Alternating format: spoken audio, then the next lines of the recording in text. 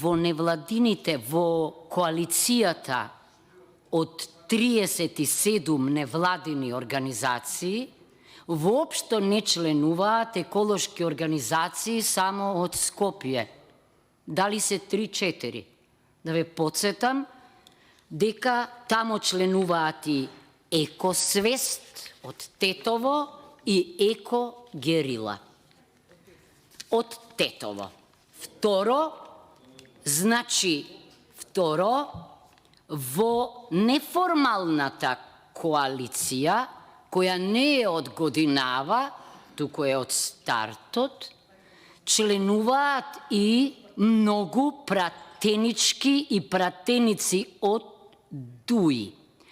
И најприродно се велеше дека е нивното членство заради зелената агенда, ама штом си замина министерот за животна средина, со него си замина и зелената агенда. Толку беше, тоа беше моден хит, изгледа. Еден од вашите министри многу сака да менува мајци, па зеленото мислеше дека му стои добро. Видете, поголемо предупредување од ова што ни се случува деновиве нема.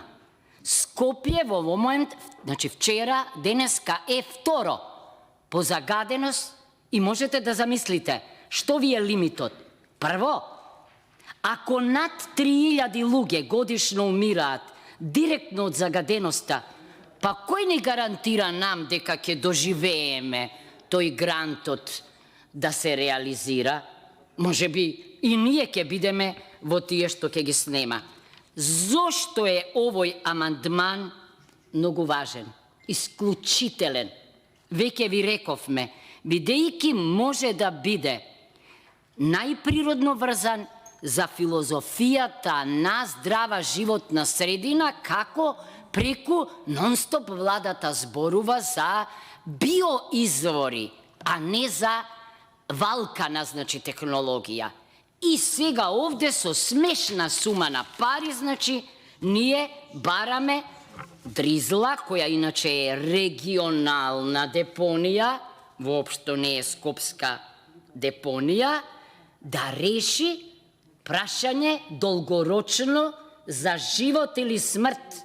Живот или смрт, бидејќи втори сме по загаденост. Знаете ли што значи тоа?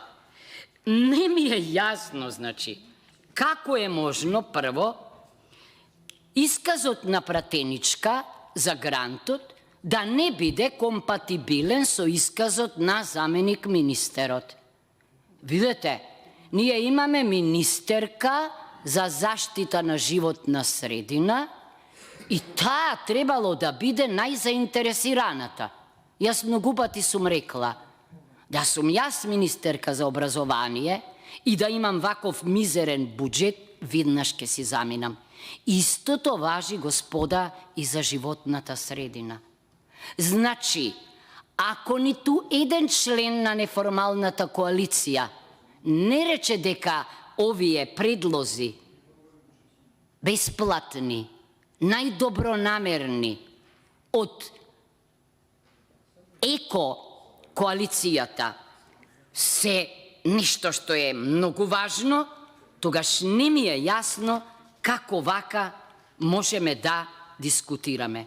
Шокантно е што во овој парламент има партии што се декларираат како партии на кои им е најважна заштитата на животната средина, а ниту еден амандман за животна средина не поднеле и ниту сега овде ќе подржат вакви амандмани. Да повторам, ние сме овде во моментов со овој амандман само поштарите на граѓаните и на невладиниот сектор, за кој што во сите извештаи се бара зелено столче.